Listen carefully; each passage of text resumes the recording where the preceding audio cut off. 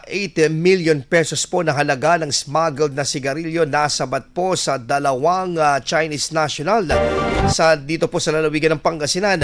Para po sa detalye ng balitang yan, kasama natin Idol Matthew Pacheco. 104.7 IFM Report.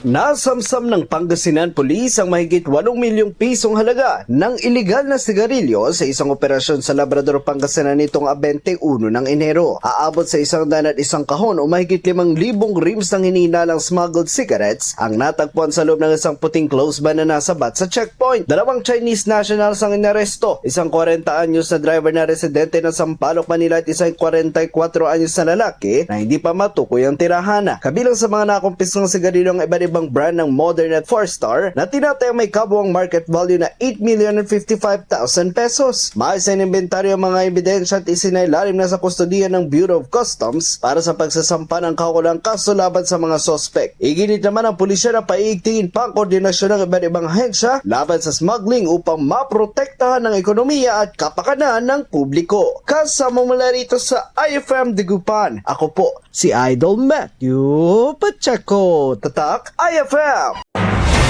IFM News. IFM News. IFM News.